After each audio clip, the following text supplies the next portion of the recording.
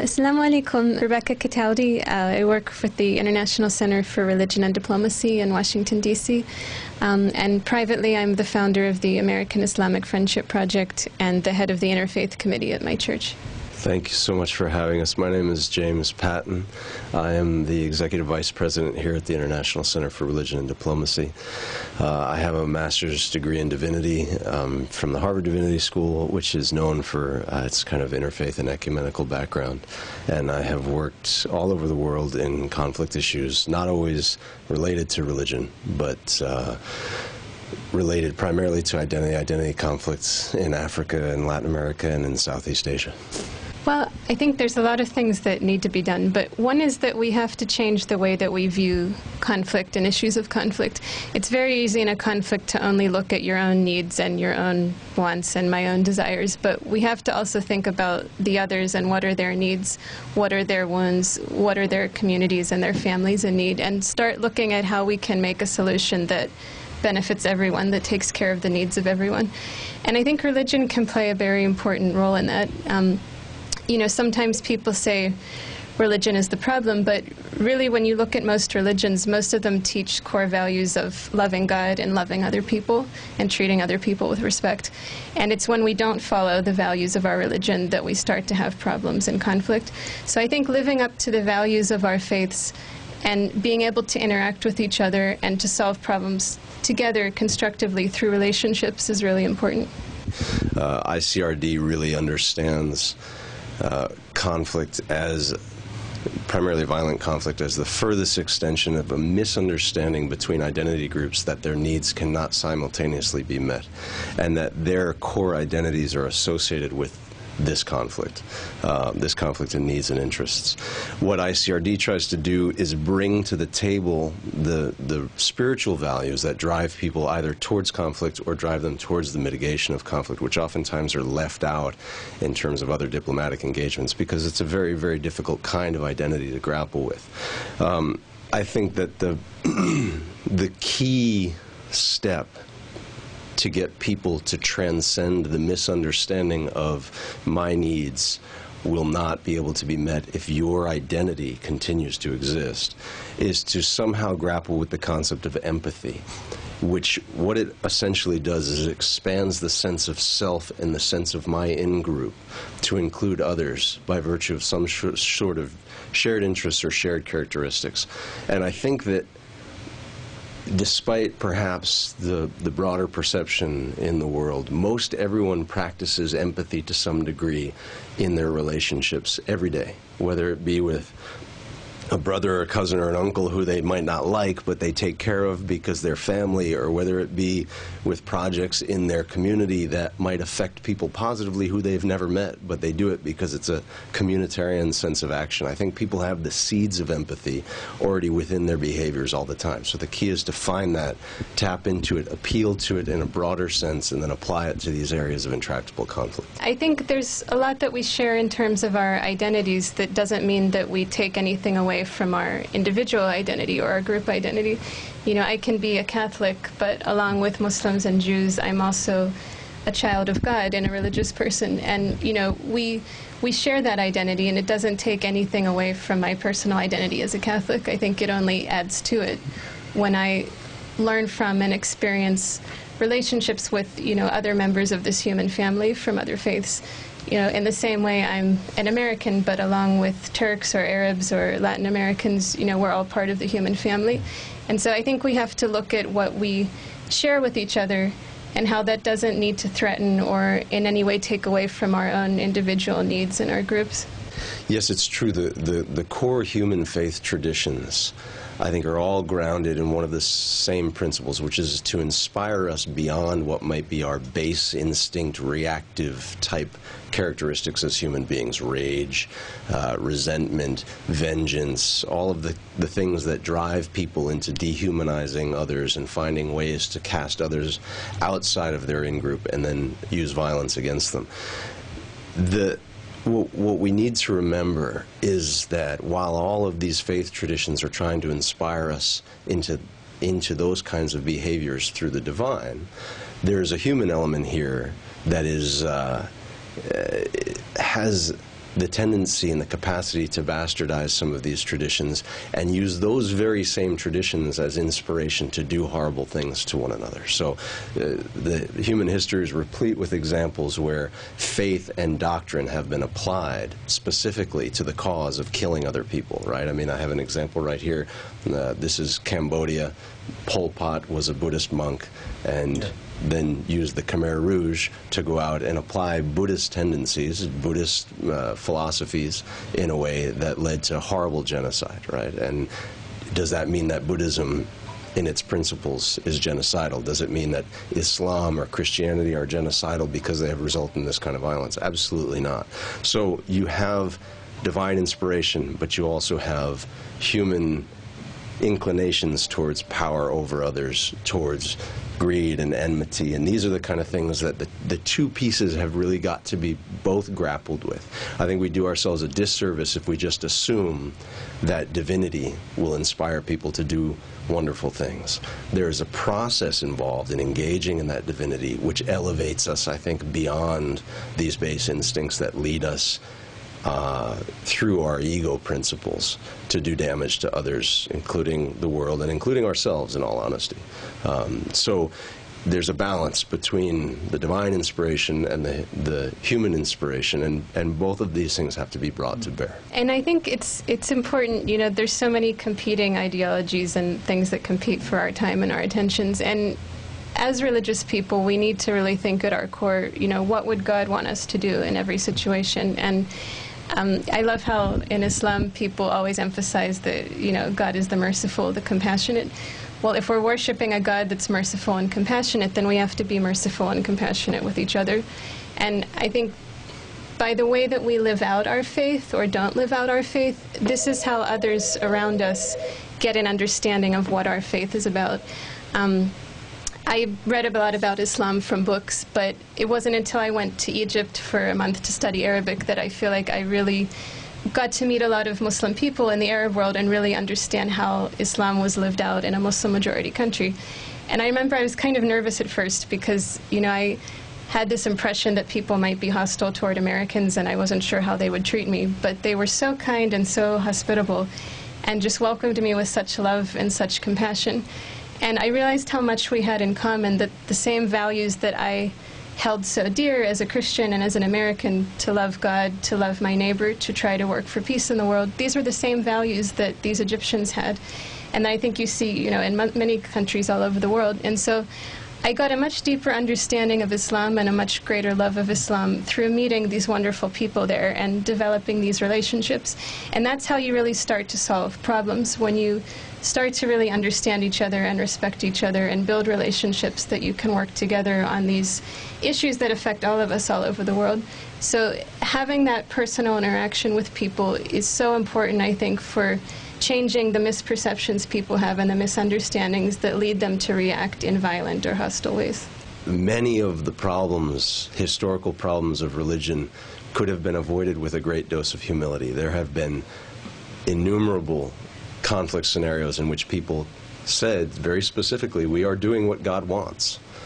And every investigation I've done of the spiritual motivations of humanity and doctrine starts with the principle that God knows more than you do, right? And as soon as I start to claim that I know the mind of God, whatever that might be for whoever the practitioner is, aren't I trying to cast myself a bit in the light and the frame of the divine? And that, in my understanding, starts to border on self-worship, which is, I think, very far from what these doctrinal principles are trying to encourage us to do. So I would say humility in terms of what we assume the other person believes based on their doctrine, humility in terms of what we think we bring to the table, and I think you expressed that very well. When we go into conflict areas, for example, whether it be ICRD or other work I've done in the past, and I honestly think there are a number of great examples of people doing this in the world, the primary driving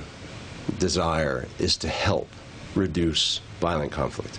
It is not to bring an answer. It's not to bring a better way to do it. It's not to bring a better doctrine. It's not to go and impose upon someone else my belief system. What it is to do is to go in there and ask the question, how can we help? What can we do to help stop the manifestation of such horrible violence or whatever it might be that is leading to a destructive relationship, which in all of these different doctrines is fundamentally not the manifestation of God in the world, right? The manifestation of God in the world are a whole multiplicity of characteristics such as love, mercy, etc. And so if we're not seeing that in that relationship, then to me it means that's not the manifestation of the God that these people profess to believe in. So how can we help that to move from one relationship to the other?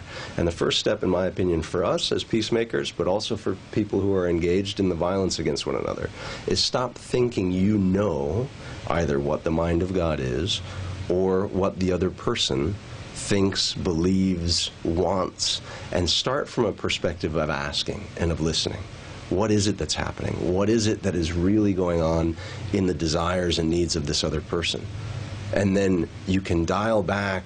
The Buddhists, there's a beautiful book written by a Thai Buddhist who operates out of Cambodia, a guy named John McConnell, in which he takes Buddhist principles of false identity construction and applies them to conflict.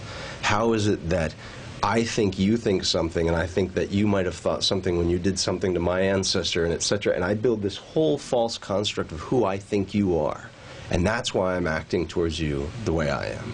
And it's not real. It's based on imaginings in my head of imaginings in your head. And I think, if anything, the conflict right now between Islam and the West could very easily be described as this. I've heard plenty of my fellow Americans describe Muslims as X, or they believe this, etc. And they've never had any interaction with these people. So, again, just emphasizing this idea of humility. Stop thinking we know what's happening. We know what's real. We know what the mind of whichever God we believe in is calling us to do, and go out and try to manifest the principles of goodness, of kindness, of mercy, etc. And I think, you know, our role right now as human beings is to foster that environment of love and compassion and of working together to solve our problems as much as we can. And, you know, as a religious person, I look at it in that God created all of us, Christians, Muslims, Jews, atheists, everybody. And so if I love God, I have to love everyone He created. I can't hate or try to hurt or try to destroy any person He created, any of His children, because that's the ultimate disrespect for God. I think He wants us to take care of each other and to take care of this world, you know, in a spirit of love and compassion and empathy, you know, just as He's ordained us to do. And I absolutely agree with what James was saying. Sometimes we build these false perceptions and these false assumptions in our mind, and especially the perceptions of hostility, where we get the idea that the other hates us, or they want to hurt us, or the Muslims hate us, or the Christians hate us. And it's, for most people, it's not true. And I experienced that in a very real way going to Egypt, where I was expecting maybe this hostility toward Americans or Christians, and instead I was welcomed with great hospitality and great love. But I also experienced the same perception in reverse, that a lot of them had misperceptions about Americans or Christians, that we don't like Muslims, or that we think Muslims are terrorists, or, you know, and for most people here it's really not true. We just want to live in peace with each other and work together to solve these problems that we're facing as one, you know, Earth community.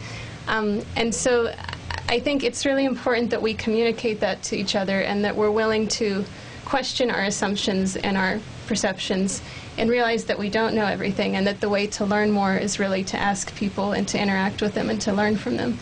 And I was inspired actually by my experience in Egypt to found the American Islamic Friendship Project, which is a project to promote peace and friendship and greater understanding between the people of America and the people of Muslim countries by exchanging messages of peace and friendship.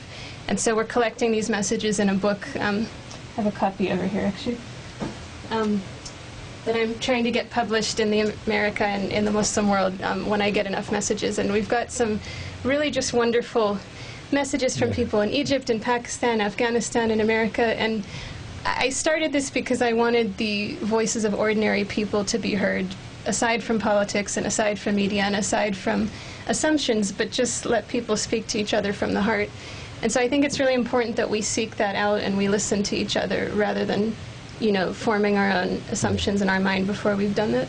And which also plays into my earlier comment about humility. I think a lot of times in this work, people are so overwhelmed by the gravity of the problem, the enormity of the problem, that this is a giant issue, that there are big forces, there are people who are saying, my doctrine says I need to kill this whole group of people, and vice versa. There are armies involved. But ultimately, really, it's people like this girl in Sudan. This is who we work with. This is who the most of the people in the world are like. They go home to a village that is poor, certainly by Western standards.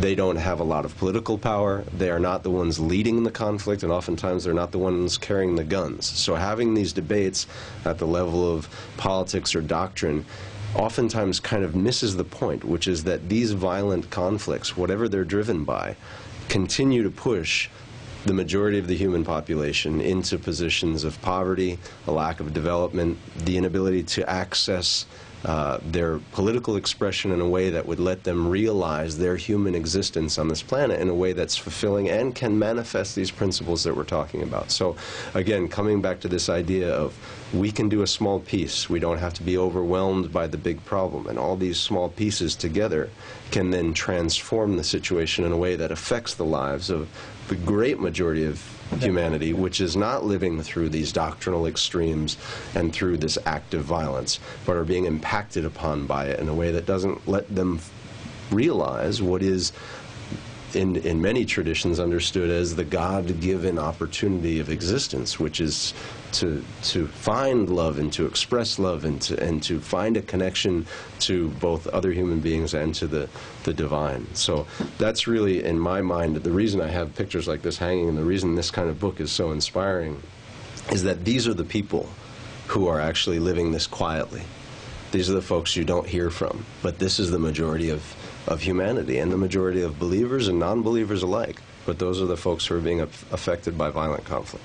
So we try to manifest in the way that we connect with one another as an organization and the way we think about the work in the world, that very kind of pluralist engagement that you're talking about. And I know that's a challenging word for some people, but we think that it's incredibly important that if we are going to go out to people of other faith traditions and connect to them as people and say, listen, we have so much more in common than we have that separates us. And if the truth is we're being driven to aspire to the divine, which is all of these wonderful properties and characteristics, then why should we fight over that? Why should we not help each other to do that? Right. If you aspire to love and charity and compassion, as do I, and we happen to use a different set of texts to get there, isn't that a good thing? Let's focus on the positive there, because it's so much more important than these other divisions. And if we approach those divisions with that love and compassion and charity, we'll be able to resolve them.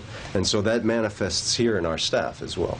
And at ICRD, as an organization, we're not affiliated with any one particular religion, but as he said, we embrace people of all faiths, and we work in different parts of the world with different religious actors and groups depending on what is the local situation and local culture. But we're not out to change anyone's faith or tell them they should be having a different faith, but we hope that we can support people in trying to live up to the best values of their own faiths. And I think if all of us did that, and in every part of the world, in every faith, we all need to do that. And I think solving problems starts not only with reaching out to the other, but with reaching inside yourself and reflecting on, what could I be doing to be a better person? What could I be doing to serve God in a better way? What can I improve? And, if I can do that, it'll be better. I'll be better able to work with others who are trying to do the same. And oftentimes, if you just start there and stay there, keep working on that, you're probably doing enough, and you have enough work to last you a lifetime, because we all have enough failings and enough weaknesses, and I'm 100% in agreement. If we can focus internally on just being more of who we claim we want to be in the world, the impact of that will probably be much more dramatic than if we're out trying to force people to change. The more we try to help each other to take care of this world that God's given us to love and serve Him by loving and serving the people that He's created and put on this earth with us. I think that's how we build as good of a world as we can here, and how we make ourselves better able to enter that beautiful afterlife. Congratulations, that's fantastic. I am inspired now to go and use your card to read more about Channel A9, but if you all are a symbol of what Channel A9 is doing in the world, then may you have long life and prosperity, and congratulations. Inshallah, this keeps going very well for you. And may God bless your efforts and your work, and it's really wonderful and touching that you would come to us and want to hear from us and have us share our perspective and share your work with us. I think this is how it starts building a more peaceful world, is this kind of conversations and reaching out to each other. So God bless and reward your work, and congratulations on your anniversary. Teşekkür ederim.